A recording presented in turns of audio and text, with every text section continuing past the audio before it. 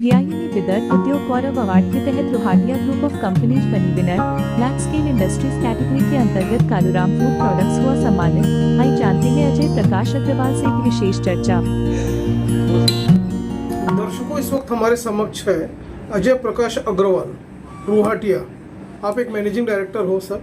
रोहाटिया cotton and metal private limited, Kaluram foods products private limited, Rohatia spinners private limited and Narmada Solex private limited, Om Prakash, Shiv Prakash के group के आप director हैं। Sir, हमारे channel में आपका स्वागत है। सर, हम आपसे ये जानना चाहेंगे कि हाल ही में आपको लार्ज स्केल यूनिट में जो आपको अवार्ड से सम्मानित किया गया है, विदर्भ गौरव अवार्ड जो हुआ VIE की तरफ से नागपुर में, तो आप ये बताइए कि जो आपको सम्मानित किया गया है, क्या एक्चुअली आपका मतलब एक सक्सेस स्टोरी है, क्या उसके पीछे क्या मोटिवेशन है आपके पीछे जो आप लोगों ने इतना प्रोग्रेस किया था, उस बारे में आप। हम लोग बेसिकली विदर्भ से है।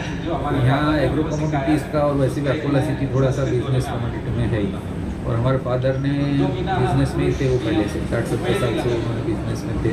और एग्रो कमोडिटीज़ यहाँ काफ़ी जैसे दाल मिले वगैरह भी जो यहाँ पल्सेस में और कॉटन में सब एग्रो कमोडिटीज़ का यहाँ काफ़ी उत्पादन है। तो हम लोग एग्रो कमोडिटीज़ से शुरुआत की है। हम लोगों ने पहले ऑयल मिल डाले थे, उसके पहले जैसे शुरुआत एक एल्यूमिनियम पाउडर का फैक्ट्री से किए थे, और फिर ऑयल मिल डाला था, फिर दाल मिल में गए हम लोग। उसके बाद हम लोग स्पिनिंग में गए। स्पिनिंग में हम लोगों ने पहले काफ़ी ऑल ओवर इंडिया में जितने भी गवर्नमेंट के है स्पिनिंग मिल्स, UPSC MPC वगैरह की, वो हमने वो रन किए जॉब वर्क के। फिर हमने खुद का अपना यूनिट डाला। उसके बाद फिर 2006-07 के आसपास हमने सॉल्वेंट इंडस्ट्री लगाई, और फिर 2015-16 में हमने ऑयल रिफाइनिंग में गए। सिमिलरली हमारा साथ साथ में फॉरेन का भी इम्पोर्ट एक्सपोर्ट का काम पिछले 8-10 साल में काफ़ी हुआ है। हम one of the biggest exporter है राइस के, पैरागोल्ड राइस वगैरह के लिए, अफ्रीका वगैरह के लिए। तो अफ्रीका में हम लोग के 4-5 कंट्रीज में ऑफिसेस है। इसके अलावा हम सोया जो हम लोग कालूराम फूड्स जो है, इसमें हम मार्केटिंग भी कर रहे हैं डोमेस्टिक भी, जैसे सॉल्ट है, घी है, डिटर्जेंट है, डिटर्जेंट जो बड़ी बोलते साबुन बड़ी बोलते वो, और बाकी भी अन्य काफ़ी प्रोडक्ट्स उसमें हम लोग डोमेस्टिक के लिए भी कर रहे हैं। और एक्सपोर्ट में हम लोग जैसे आटा कर रहे हैं, शक्कर कर रहे हैं, चावल कर रहे हैं, सोयाबीन कर रहे हैं। सोयाबीन इंपोर्ट भी हम लोग कर रहे हैं, कैशू नट्स का हम इंपोर्ट कर रहे हैं, कैशू प्रोसेसिंग यूनिट भी हम लोगों ने डाला है इसमें। तो मैक्सिमम हम लोग एग्रो कमोडिटीज़ में ही है। मैक्सिमम हम लोग का इंपोर्ट एक्सपोर्ट डोमेस्टिक और इंडस्ट्रीज़ भी हम लोगों ने एग्रो कमोडिटीज़ में डाली है। सभी अपराइजिंग सेक्टर्स में आपका ग्रोथ सर दिखाई दे रहा है। और सेकंड थिंग देखा गया है कि अपना जो शहर है उसमें ओवरऑल ग्रोथ काफ़ी स्पीड में बढ़ रहा है। ड्राई पोर्ट्स भी बढ़ रहे हैं। आजकल बहुत फैसिलिटीज़ हो गई, लोकल टू लोकल भी प्रोडक्ट्स का आदान प्रदान सब कुछ हो रहा है। तो अब आपका मुझे बताइए कि इतने सेक्टर्स में आप एक्टिव हो, तो आगे चल के आप लोगों का क्या एक विज़न रहने वाला है?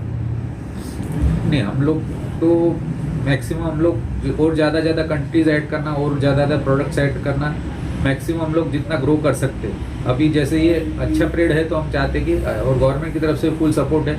हालांकि इंडिया में कुछ जगह हम लोग अभी थोड़ा सा इंफ्रास्ट्रक्चर अभी भी हम थोड़ा फेस करते हैं, खासकर पोर्ट्स पे जितना जल्दी क्लियरेंस होना चाहिए, जितना उसको रन ओवर टाइम जो बोलते हैं उसको थोड़ा टाइम लगता है। जैसे बाकी कंट्रीज़ में 1 दिन में हो जाता है, अपने कंट्रीज़ में 3 या 4 दिन का वो टाइम है, एवरेज टाइम।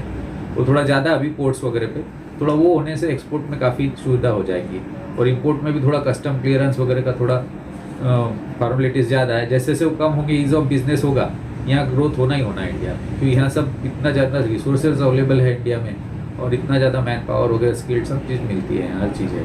नहीं सर, ये भी देखा गया है कि जैसे कोरोना जो पीरियड गया, पैंडेमिक गया, उसके बाद में देखा गया कि ग्लोबल रिसेशन भी आ गया था काफ़ी। इसके बाद भी हमारे जो प्राइम मिनिस्टर है मोदी साहब, उन्होंने कहा ईज ऑफ डूइंग बिजनेस, और हर तरह के उन्होंने सेक्टर्स को ओपन कर दिया, मार्केट को ओपन कर दिया।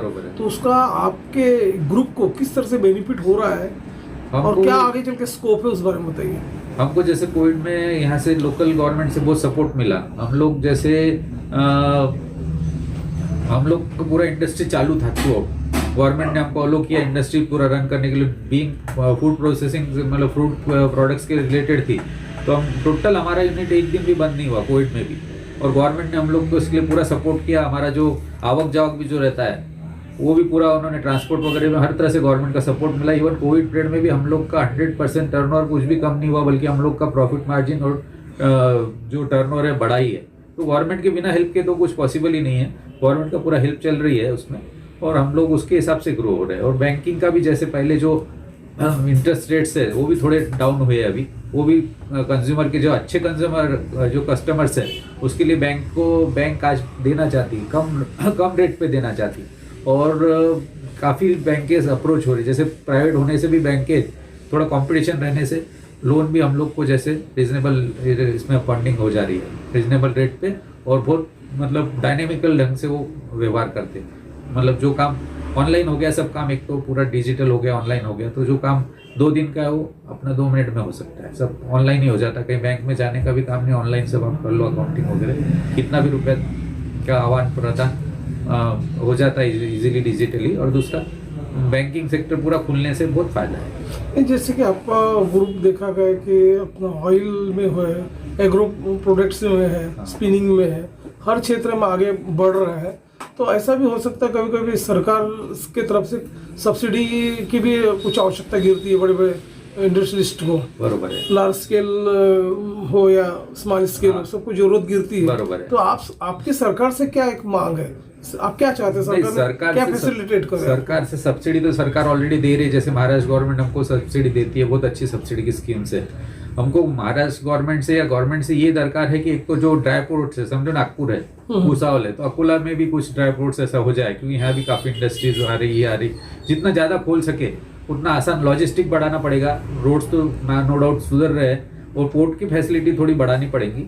और जो ये हिंड्रेंस, और खास करके जीएसटी का बहुत बड़ा हिंड्रेंस है गवर्नमेंट का। कैसा है, जैसे आज शिपिंग बिल है, कोई शिपिंग, हम लोग शिपिंग फ्रेट दे रहे हैं, उस पर भी 5% जीएसटी है। वो जीएसटी तो हमको लग भरना पड़ गया, बट हमको रिफंड लाने के लिए बहुत उसमें उठा पटक है। 2-3 साल 4 साल हमारा पैसा ब्लॉक होता है, उसके बाद भी उसका ऐसा कोई सिस्टम होना चाहिए कि भाई आप जब एक्सपोर्ट रिलेटेड सर्विसेज पे जीएसटी दे रहे हैं, उसका इमीडिएट आपको 1 महीना 2 महीना या कोई भी उसका कोई मैकेनिज्म होना चाहिए रिफंड का।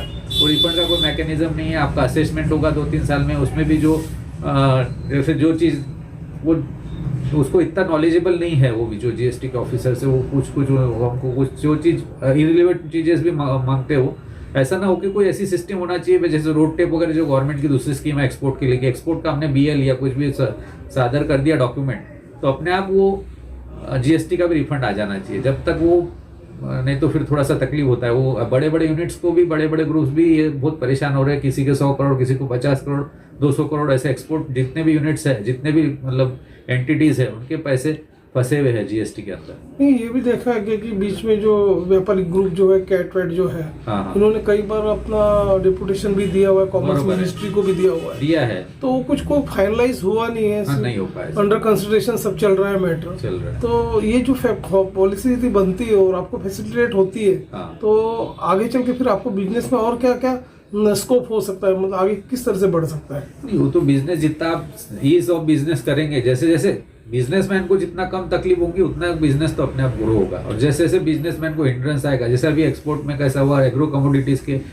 जैसे चावल का एक्सपोर्ट चालू था, रात को 11 बजे गवर्नमेंट का ऑर्डर आ जाता कि अभी बैन कर दिया, तो बैन कर दिया, तो वहाँ पोर्ट पे जो हमने लाखों करोड़ों रुपए का वहाँ राइस वहाँ रखा है, तो वो वहाँ के वहाँ हमको वापस लेना पड़ता, उसमें नुकसान लग जाता है। फ्रेट वेट चार्जेस सब लग जाते हैं, आना जाना, फिर सामने वालों से हमने लिया, एक्सपोर्ट के लिए लिया, तो उसका हम क्या करें? तो ऐसा आटे पे लगा दिया रातों रात एक्सपोर्ट का बैन। कुछ तो कुछ पॉलिसी होना चाहिए, एटलीस्ट उसमें जितना एंटर कर लिया है पोर्ट के अंदर, उसको तो अलो करना चाहिए एक्सपोर्ट करने को, नहीं तो उसमें बहुत तकलीफ होती है। जैसे शक्कर का कर दिया बीच में बैन, ऐसा उसमें थोड़ा गवर्नमेंट की पॉलिसीज ऐसी है कि वो रातों रात करती है। 11 बजे लग गया और 12 बजे से आप कोई भी एक भी रुपए का कोई भी तरह का एक्सपोर्ट नहीं कर पाएंगे।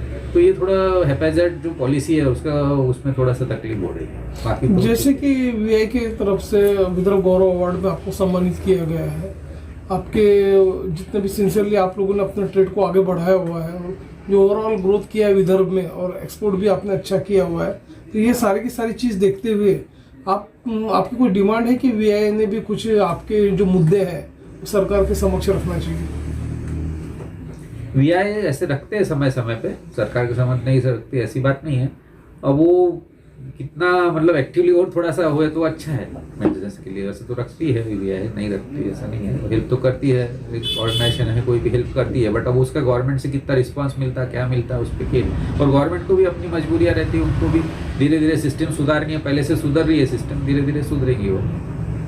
जैसे लार्ज स्केल इंडस्ट्रीज में जैसे आपको सम्मानित किया गया है, तो अभी जितने भी इंडस्ट्रियलिस्ट है जो अपना स्मॉल स्केल में आ रहे हैं, मीडियम में आ रहे हैं, तो ऐसे जो इंडस्ट्रियलिस्ट को आपका क्या एक मैसेज होगा कि किस तरह से वर्क करें ताकि वो पादान चढ़ते रहे और अपने नहीं, अभी कैसा हो गया सर कि स्मॉल और मीडियम स्केल में ठीक है, अभी अपने इंडिया में 50-60% वहाँ से रेवेन्यू आ रहा है, सब है, बट धीरे धीरे धीरे स्मॉल और मीडियम ये जो वर्ल्ड का ट्रेड है, जो ट्रेंड चल रहा है वर्ल्ड का, तो उस हिसाब में ये स्मॉल और मीडियम इंडस्ट्री सब खलास हो जाएगी। इसमें जो मल्टीनेशनल्स रहेंगी, जो बिग फिशेस है वही सर्वाइव कर सकती, छोटी बड़ी इंडस्ट्री अभी सर्वाइव नहीं कर सकती। आप विदर्भ और इंटरस्टेट के दर्शक अजय प्रकाश अग्रवाल जी आपको लाइव देख रहे हैं, इवन आपका एड्रेसेस और फर्म का एड्रेसेस फ़ोन नंबर हमारे स्क्रीन पे रोल आउट हो रहा है, उसे देख के काफ़ी इंडस्ट्रियलिस्ट आपसे सहयोग मांग सकते हैं या फिर आपसे कुछ हेल्प कर सकते हैं, व्यापार के बारे में मांग सकते, कुछ भी रहा तो आपसे संपर्क भी कर सकते। कोई प्रॉब्लम नहीं, कभी भी किसी भी तो आपने समय हमारे में चैनल संपर्क के कर साथ सकते हैं। वार्तालाप किया, आपने समय दिया।